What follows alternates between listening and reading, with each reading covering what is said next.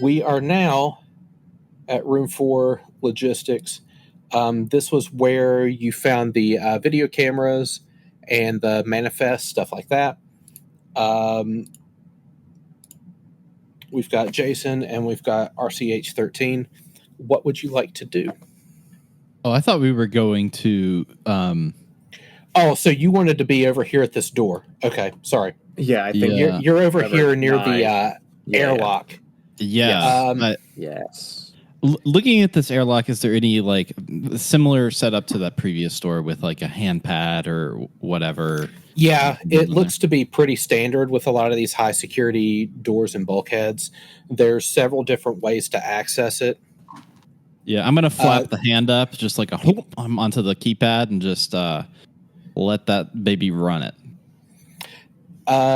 You get the equivalent of an access denied.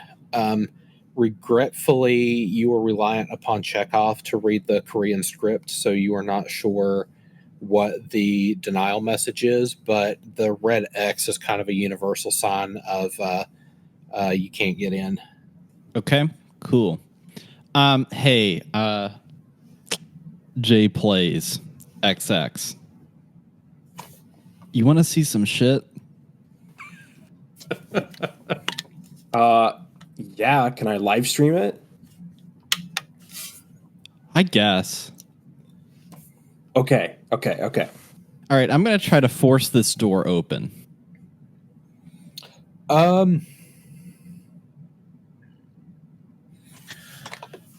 Okay.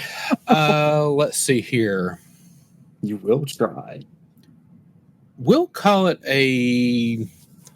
I'd call it challenging, like a difficulty 5, just because with appropriate tools and stuff, like you probably could get in here, but like someone barehanded would have a time trying to get in here. So we'll call it difficulty 5, and we can drop that down depending on what type of assets you have. And it sounds like you're going with might on this, like you're trying to... Yeah, so here's the thing. First off, in my equipment, I have a crowbar. I'm going to kind of like start... I'm going to start with the crowbar. From my that'll equipment. That'll drop by a level. Okay, yeah. Then I'm going to actually use my knowledge of repair to figure out where it would be weakest in the door to kind of latch that crowbar. And then I'm trained in repair? Yes. Okay, that'll drop a level. And then I'm going to use my ability move metal, which I can exert force over metal objects within a short range for 1 round. Once activated, your power has an effective might pool of 10, a might edge of 1, and an effort of 2. You can read on if referencing your book. Pretty much I'm going to just Super Saiyan this crowbar straight up to open the door with like gravitational energy, because that's my MO. Okay. So one of 2 options here. So your move metal has a might pull, an edge, and effort. Okay. Which means that you can spend effort to reduce the difficulty. So if you were to spend 1, 2, 3. If you were to spend 4 might from your might pool, that would reduce it by 2. The crowbar would reduce it by a third point, so it would be a difficulty 2, and then you could probably throw in an assist there. We would make it a difficulty 1 if you spent some of that. Yeah, let's do that. Let's go ahead and spend 4 from that might pool with that move metal. That'll pull my pool down to 6. And I'm going to roll a d20. Is that all right? And you're just looking for a 3 or better. Yep. There we go, 13. So you, with the move metal, it just kind of wedges, like this crowbar vibrates. It is wedging itself so quickly into one of these seams where like these finger-like interlocking systems for this door work. And it's in one of those sections, and it's just wiggle, wiggle, wiggle, wiggle, wiggle, wiggle, wiggle. And finally it gets to this critical point where the door releases, and you can just kind of slide the doors back. So through an act of brute force, you have opened that door. Cool. I'm going to turn around to Jay Plays here and say, did you get all that? Dude. Yeah. This is going to go fucking viral. All right, get this. And I'm turn and look at him or whatever kind of device or camera he has and say, humans are fucking inferior. I'm going to walk through the door. Oh my God. Yes, that's the title. I'm posting it right now. Wow. The He knows his robot audience. uprising has begun. So you find yourself at number 9. Some of these I wrote descriptions for. I'll see if this is yeah. So this short corridor houses the ship's officers' quarters. 2 doors open towards starboard. One reads Captain Calliope, while the other reads Pierce and Mig. A 3rd door opens toward the bow. Yeah, So there's kind of a lot going on here. You've got this door at the back. You've got these doors right here. You've got this door right here. And you've got like this hallway that leads to another locked door. And I'll let you explore one of these before we switch to our other group. I mean, all right, what I'm going to do, I think, is try to go for that 10 and try to do another of that exact same roll for that locked door to bring, because I have limited time on that move metal. It's actually time. Got it. Yeah. Okay. So I'm actually going to try that again. So you've got the move metal, you've got the crowbar, you've got the repair skill. Yeah. Now, that's going to reduce this one to a difficulty 2 because this is kind of like the bridge door. Okay. This is like a bit more secure. Sure. So you'll be, you can use all that juice. You'll still spend like the 4 from the might pool. Yep. And you're going to be looking for a 6 or better this time. All right. 6 or better. Let's see if we get that. A 9. You get there. It's kind of the same type of deal. It looks a little less impressive this time because originally you were working on a 3-meter door, right? Like this massive looking bulkhead looking thing. And you know, in your heart of hearts, that this door is much more difficult because it's a whole lot more difficult to get leverage. It's a more secure door, but human pea brains are going to see this as a smaller door. Why did you have so much more issues with it? Chat is not loving this. Man, yeah. Come so on. RCH13, you know that you did a good job. Right. You know you did a good job. This would have been very challenging otherwise, but it just doesn't look as impressive as the other one. It almost looked like you struggled with it a little bit. They're flaming you. They're flaming you right now. Come on. But I'm going to turn around and say, you know what? And fuck animals too. Fuck those guys. Our robot is not a vegan. All right. Confirmed.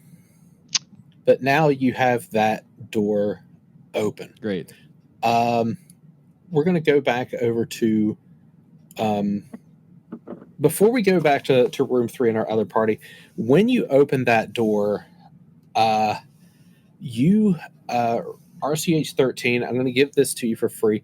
You hear the telltale signs, just because of like your ultrasonic hearing, of some type of electronic or robotic device coming out of like sleep mode.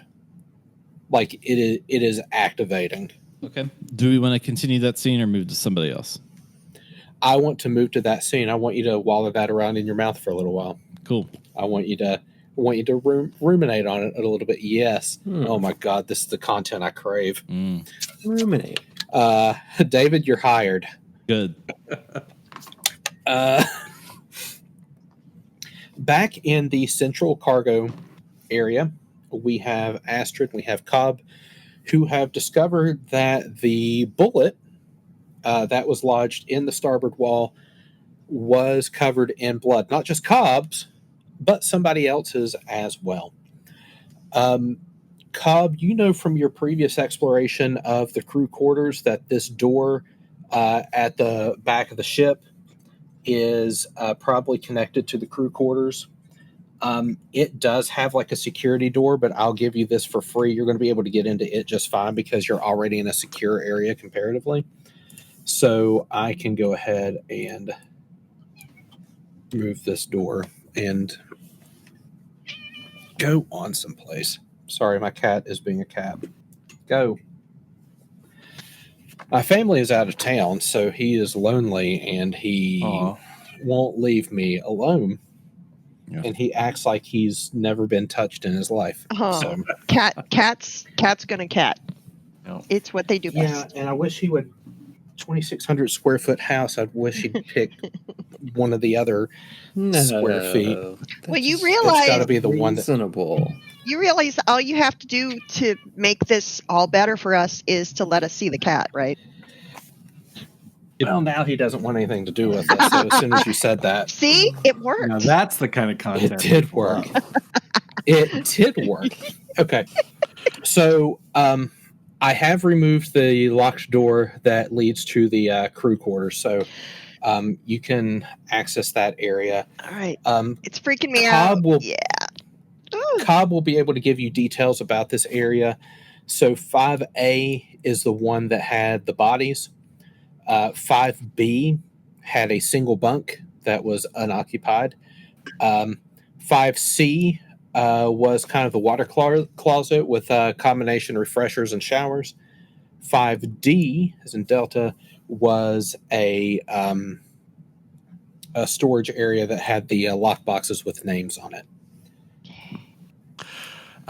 Since Cobb cut his finger, he's going to go into 5C and see if there's any bandages or Band-Aids so he can, wrap up his poor bleeding finger.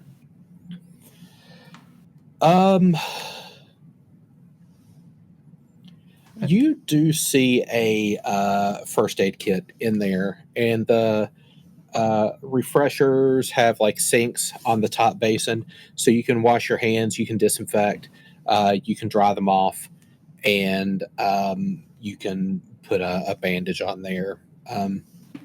The soap is a little bit antiseptic, so it kind of stings your fingy a little bit, but you know that it's clean. I'll go ahead and hang on to that first aid kit because you never know. Okay. It's kind of rudimentary, like the same thing that you would get at like Walmart. Got a bunch of for Band-Aids and some cotton swabs, maybe some. Like it's it's a generic company like Band-Aid brand aid bands. Yeah, aid band. Aid band. While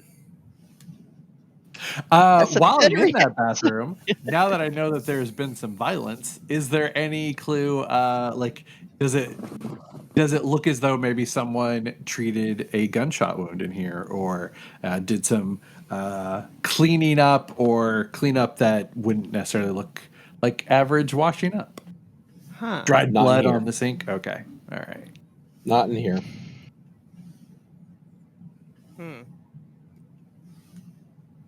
So Astrid, you're gonna go look at some gross dead bodies, desecrate the dead. I am. Yes, Astrid's like she's dragging her feet. She's got like a Chekhov, and she's like kind of like cuddling him like a safety blanket. She's like, I'm gonna go check. I'm gonna go check the dead people. I'll be right back. So. You take a peek into 5A, and Cobb's already kind of prepared you for what you're about to see. There's two laying in beds in body bags. Yeah. And there's another that is not in a body bag. Uh-huh. Okay. So to start, this bed right here against the back wall is a body bag. Yes. This bed right here in the corner is a body bag. Mm-hmm. And this one kind of outside of eye shot, you actually have to poke your head in the door and look. This is the body that is not in a body bag. It appears to be a male presenting individual. Okay. And remind me, how did we know that they suffocated? So there isn't as much of the cyanosis as there was with the body that was in logistics. So it wasn't like the bluing or anything. It is more indicative. Trying to think of how we would go about this. It looks less systemic. Like with the body in 4, it almost seemed like a very pronounced blue through the body. Right. Like long-term exposure to carbon dioxide versus this body, which seems to be long-term denial of oxygen. Right. Okay. Which is different. Yes. Very, very, very, very. So one person is, well, I think they both probably got denied oxygen, but one also had a buildup of carbon dioxide. Yeah, no, it's, where could these guys have been sealed up that we've come across so far where they maybe were sealed without access to air? Like HAL 9000 style. Could they have been sealed in, well, I guess technically the body and logistics could have been sealed in logistics and then somebody opened the door later because that door was not locked.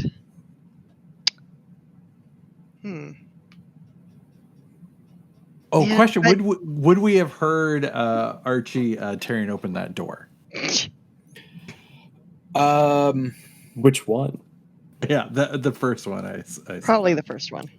The closest one, maybe.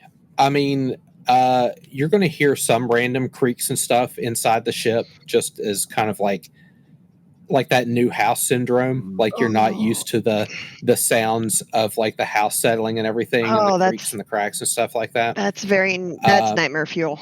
Oof. Yeah. So creaking ghost ship. And you know that RCH-13 is not the most subtle. So when they said that they're going to go open a door, you had your thoughts as to the methodology that's going to be used. But I will say that during your exploration, this is happening simultaneously with that door number 9, accessing number 9 opening, but we haven't quite reached the point in the timeline where number 10 has opened. Fair enough.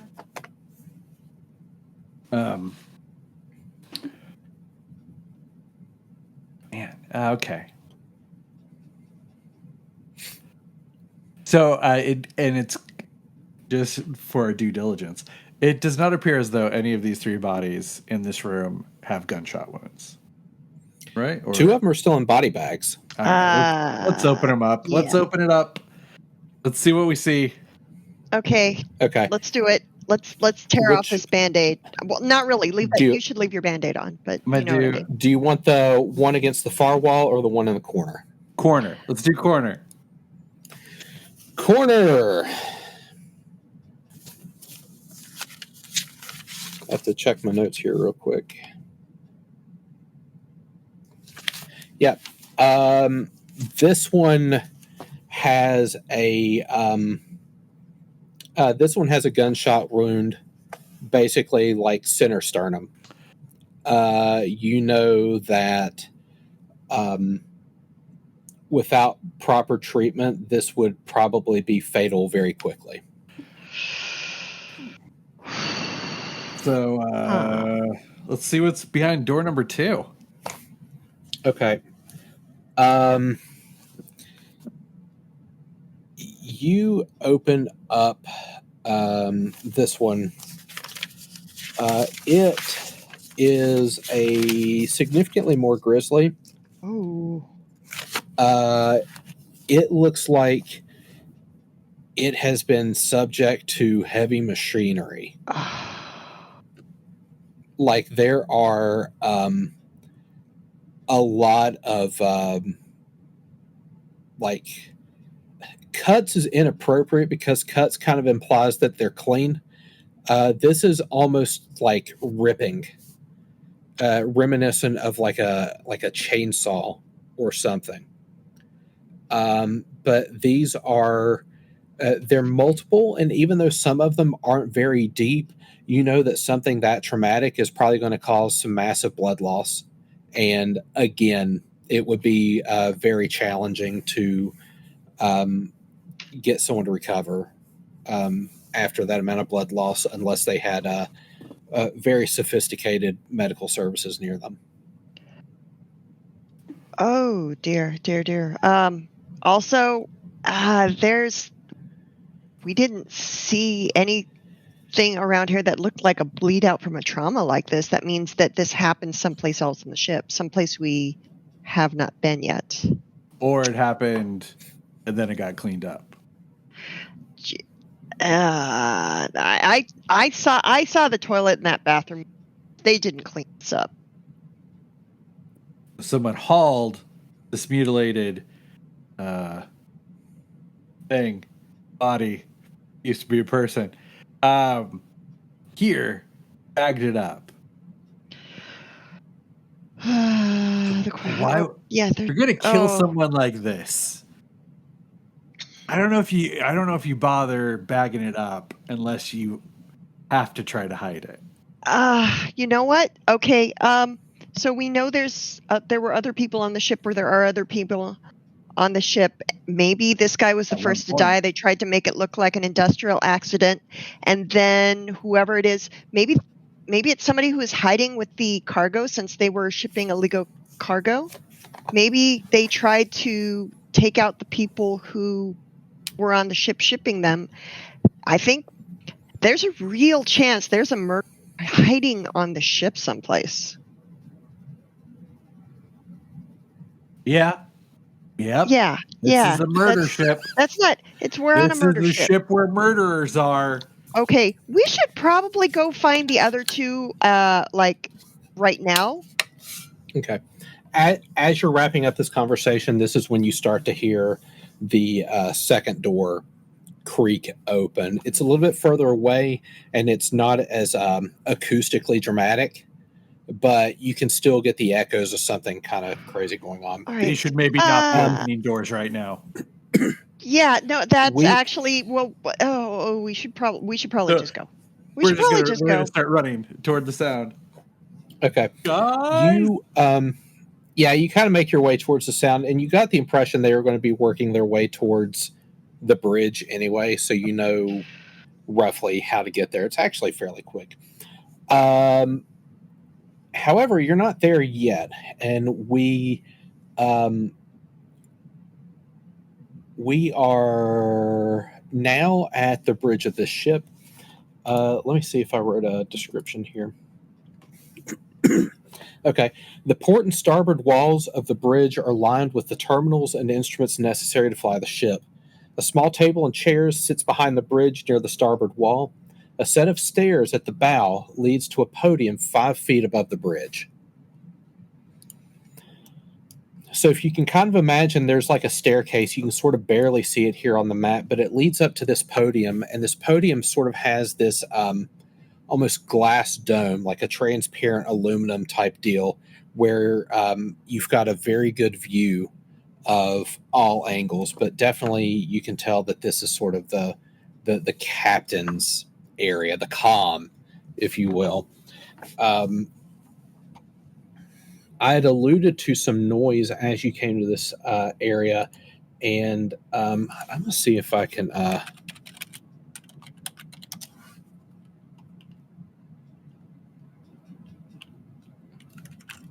let's see if I can find an image of this thing.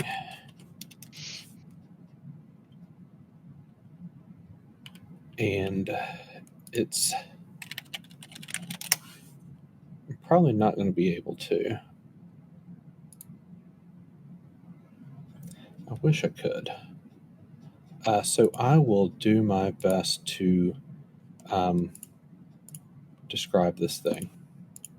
I'm real good at this.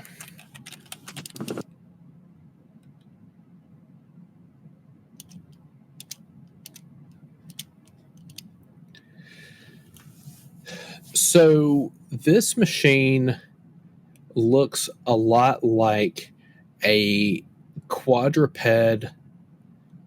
almost like dog, but at every joint, the rotary joints that are kind of there to help like the parts of the body articulate, they're spiked. And coming out of the back of this mechanical dog, as though they are tentacles, are these fully articulated saw blades.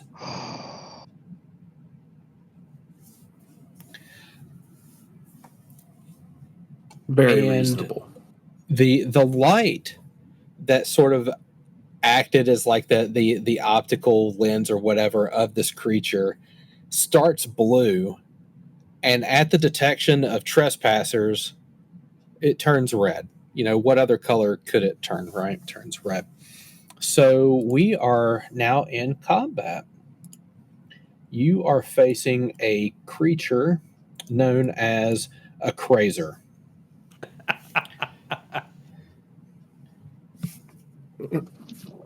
Like the cell phone, so you can imagine why it was difficult to slightly different from the Motorola. Motorola, if you'd like to sponsor Rad Rolls, we are open to brand new telephones.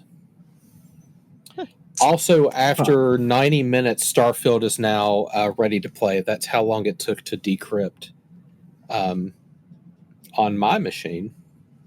So that's fun. Quite a preload. I think it would have been better off like starting to download it at 8 o'clock than preloading. That's an aside. You have this robot-looking creature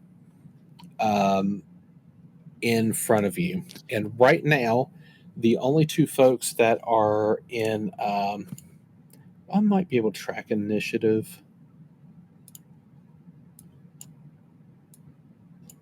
So let's see here.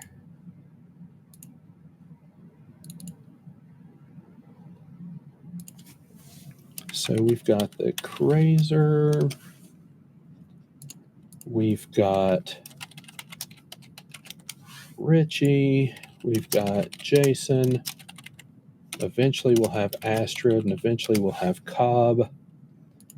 And then the Crazer is a difficulty 5. Can you all see the turn order? Yes.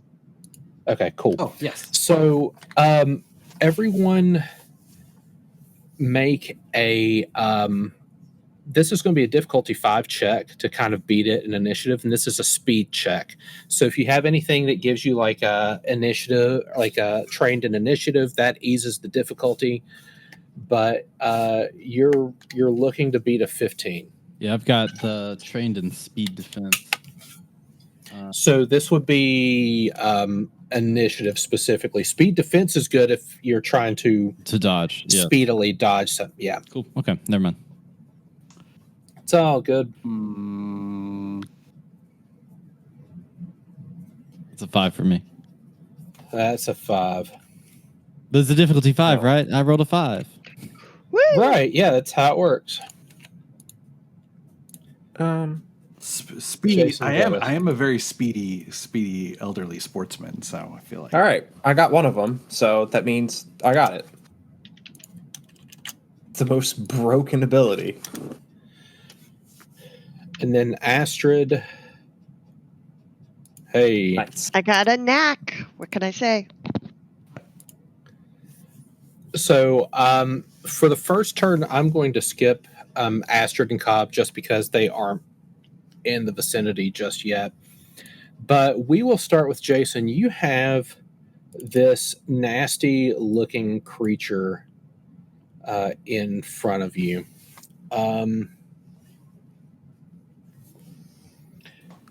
How would you like to address it?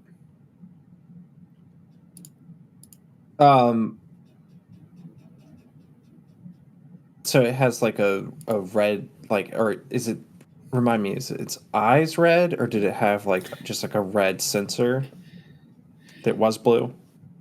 Yeah, I mean, yeah. So, I mean, you could look at it as an eye. It could be an indicator LED. Yeah. This is fantasy, so it's obviously an eye. Yeah, so If this were Fallout, if you shot it, it wouldn't be able to see anymore. So yeah, it's its eye. yeah, no, that's exactly my point. So Jason's experience in video games is telling him that that is its weak spot and that is where he should fire. Okay. So this is a level 5 creature, which means anything you do to it or anything it does to you, that's kind of the difficulty you're looking to either incite violence or avoid it. So you've got a gun that you got from an unboxing video, right?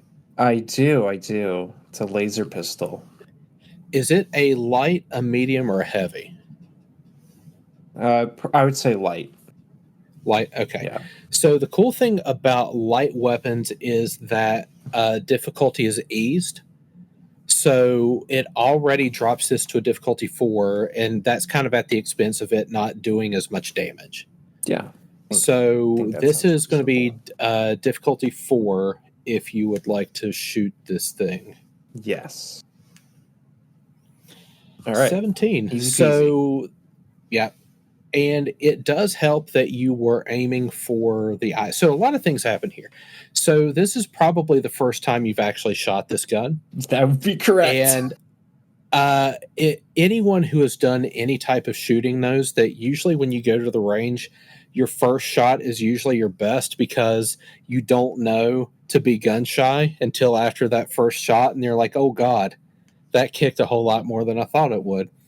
But your idea to aim at the eye pays off because when you hit it, you do see some additional sparks. So a cool thing is that 17, 18, 19, 20, there's usually some special effects in combat. And in this particular case, a 17 gives you 1 additional damage. Okay. So you do 3 damage to this creature. All right. It is now this creature's turn. Let's see here.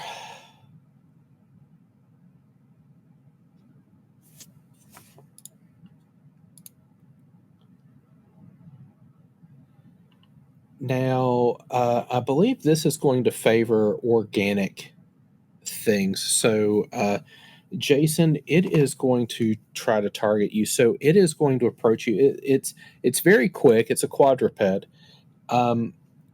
What it is going to do is it's going to get close to you, and these multiple tendrils of saw blades are just going to start coming at you. So this would be speed defense, and it's going to be a difficulty 5.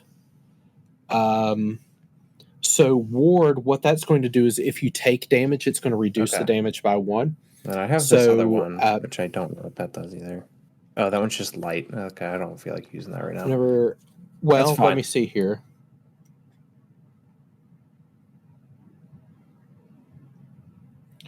So okay. Actually, that will do something, potentially. Whenever a creature within immediate range makes an attack against you, the pattern energizes block the attack. You can make an intellect defense roll in place of the defense roll you would normally make. So you can do intellect instead of speed in case you've got like an intellect defense that works better. And then also it can potentially do some damage as well. So do you have anything do you have a good intellect defense versus speed defense? You know, surprisingly, even though I took Foolish, my intellect is still 1 point higher than speed, I guess because I'm an adept. Okay. So, actually, yes. So this would do damage to your intellect instead of your... Instead of speed. Well, it's a speed defense, yeah. Oh, but I have that other thing. But it would do damage to my... But I had that other thing that was a speed defense too. The item. So that might be optimal to use here. Let's use that then. Do we recall what that was? Was it the wristwatch type thing? Yes, it was the wristwatch that turns the 24 hours difficulty down. Eased. Yeah. Right. Okay. So that brings it from difficulty 5 to difficulty 4.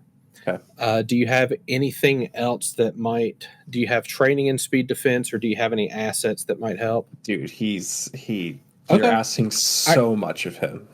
No. Okay, so you'll make a Fucking- yeah. So difficulty 4. So you're looking for 12 or better. Well, that one's not going to do it. Hey, 20. It's the Winning. stupidest, most broken ability. I love it. Okay. So a 20 lets you get an intrusion here as well. So what do you think happens when it comes at you with these saw blades? Dude, he fucking nails the quick time event and he dodges out of the way. so, so you treat this like a quick time event, like the Yes. laser room in Resident Evil, Yes. and you just like bullet time your way through this. I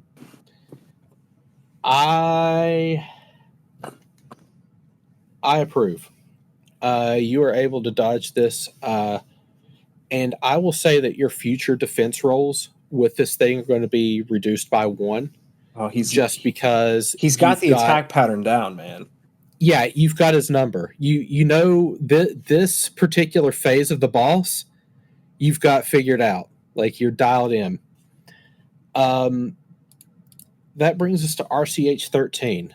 It looks like the meat bag and this robot are fighting one another. Now you know that this is a Crazer. It is a military grade, and it basically always operates in berserker mode. So if you are not programmed as a friendly, it will not stop until it has reduced your life signs to 0. Okay. So this Crazer is attached to the ship, right? This seems like issue, or is this like an anomaly within the ship? I mean, you could certainly pick one up for security purposes for a ship, even though it's like military grade. If you've got enough money, you could probably pick one up. So it's entirely possible that this one's used for supplemental security. That's not outside the realm of possibility. Okay, so I'm going to actually... All right. So hear me out. I would like to use scan, but I don't want that to be my actual action because I'm just trying to figure out information like of just like the special abilities scan, almost like as a bonus action. You get what I'm saying? Yeah, okay. Okay, yeah. So that one, I'm going to spend 2 intellect points, and effectively it's going to tell me... you're pretty much going to give me 3 facts about this particular machine. I'm curious as to is this connected to the ship terminal? Like is it connected to that, or is it some other entity beyond that? I will give you 3 helpful pieces of information. Sounds good. Piece number 1. This is a level 5 creature. So pretty much anything you do to it or it tries to do to you, you're looking at difficulty 5 or 15 or better to be able to accomplish that. Interesting piece number 2. Like I said, it kind of acts in berserker mode, and short of destroying it or hacking it, those are really the only ways that you're going to be able to stop it. And you know that hacking it, since this is military grade, is probably closer to like a level 7. Okay.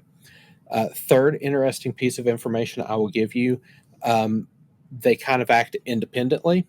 So it is not going to be interfaced with the ship at all. It has its own sort of programming. So this is not something that you can submit a command from a terminal and activate it. You kind of got to get up close to it and, switch it on or give it commands or whatever. Okay. Second kind of question. So this command bridge area, there's like a window kind of like in front of.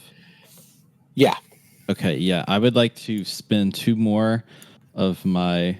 Okay. So what I'm going to do is I'm going to fling this creature at the window and I'm going to break it and just like throw it into space. Let me think about that. I have a plan. Don't worry, guys. What you are trying to do is break something that is meant to withstand the rigors of space. I would say this is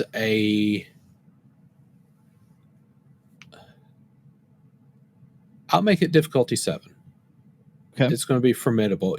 So difficulty 7, impossible without skills or great effort. And I think that applies to trying to break the transparent aluminum viewing panel that is meant to withstand the cold harshness of space and meteorites and other little micro traumas that a spaceship might face. Okay. You want your cockpit to be durable. So, okay.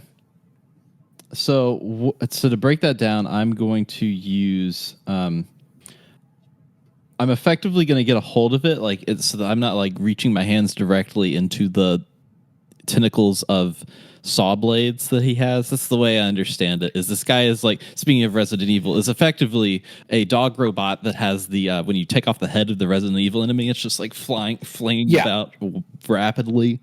I'm going to take my crowbar and kind of like lodge it into that area and fling it with my. I'm actually going to use. Yeah, I'll probably use that move metal to fling it down that way. And then with my repair, can I kind of like tell if like what's the weakest part of the glass or the best piece of glass to hit with the ship? Yeah. Okay. So I'm saying this is difficulty 7. I'll let you use your repair skill to figure out what the most optimal place to hit the glass is. That brings it down to 6. Okay. You are using move metal. Yes. Is this a new casting of it? No, this isn't. I mean, we are only. I have pried open a door. I have pried open another door, and the robot has attacked us. And so this last door. So you will have spent to do those doors. You will have spent about 8 might points from that pool of 10. Mm-hmm. So you can do 1 level of effort, and that uses the remainder of the 2 might pools. So that reduces it by 1 level. So we've gone from 7 to 4. Yes. I'm gonna die. Now here's the next question. So I have 2. Right. I have 2 XP, right? Yes, I do. Yeah. I can re-roll dice. You've actually got 3. Excuse me, 3. I can re-roll dice with XP, correct? If I recall correctly, yes. Okay, cool. All right, let's make this roll, people. I don't like this. All right, so what am I aiming for here? We decided we got it down to difficulty 4, so we're looking for 12 or better. All right. So there's a roll. I'm gonna burn an XP to do another roll. All right. Okay. That's a 17. You get there for me. Doesn't seem safe. Oh, what are you stealing from my hand? You're stealing something from my hand. I'm taking 1 of the XP. Okay, cool. Don't steal anything from my hand, bro.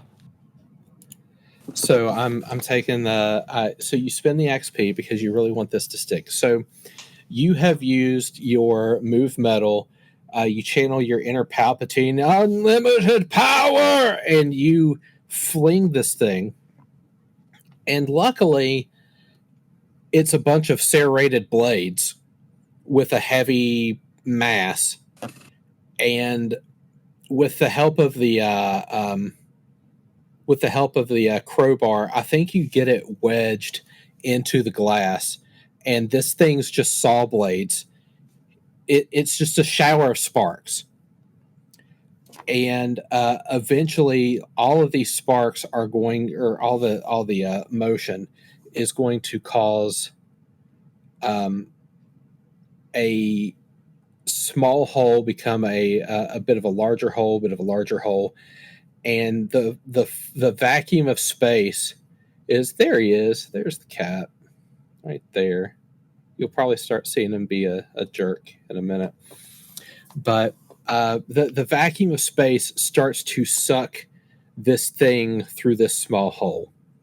And just this vacuum starts crushing it and crushing it and crushing it. And I will say that your roll was probably good enough to where you have incapacitated this crazer, but you haven't created like a catastrophic hole. Like you've kind of clogged this hole. There's still a vacuum. Okay. It is a slow vacuum. If you get rid of that crazer, it's going to create a, like a pretty large hole, and there's going to be some issues in there. But as it stands, it's kind of a slow leak. Wow. Thanks, Edmund, for cleaning yourself on the... That's better than I expected. I expected to instantly die in the vacuum of space, so that's good. I'm gonna turn. Happen.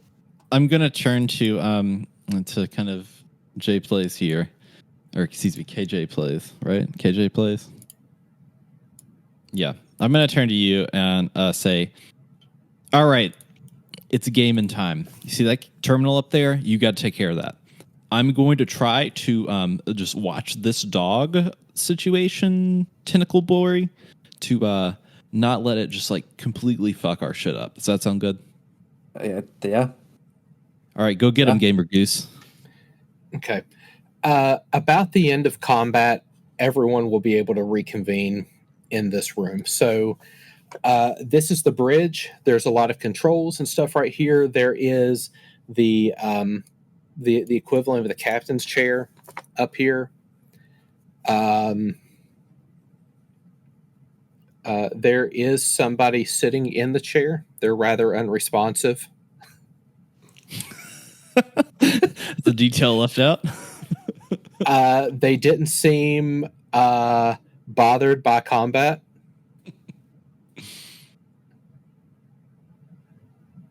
They lacked reaction.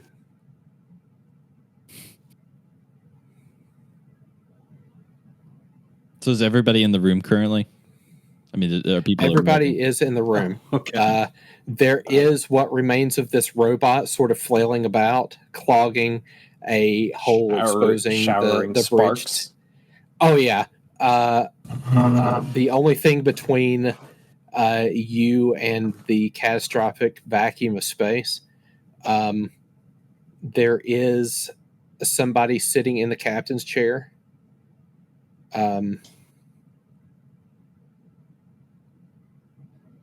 But you have access to the bridge. Okay. It's like as Cobb and Astrid walk in and be like, I think we found our killer. May, you're muted.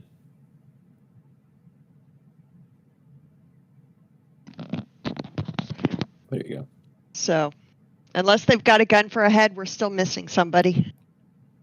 By the way, everyone, there were more people than just the 4 we thought on the ship. We think, and there's maybe multiple murderers. One of them was real keen on mutilating a body, so we think that's It's probably that guy who's trying to open up a blade hole dog into killer robot. Yeah, that thing. KJ, you can shoutcast what we just did. Go ahead. Oh, sorry. What was that? I've been editing this video of me in that fight for a little bit of time right now. When it posts, you guys can check it out, and my commentary will be on there. But for right now, I'm not going to give anything away. I think this is going to be my next viral video after you ripped open that door. I really feel like this is really growing my channel, and it really hasn't even been that long, but my metrics are crazy today.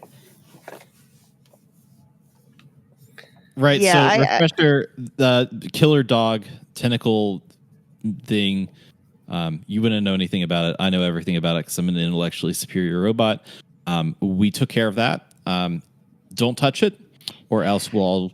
I mean, you all will probably die. I'll probably just get broken in some way. I'll get fixed.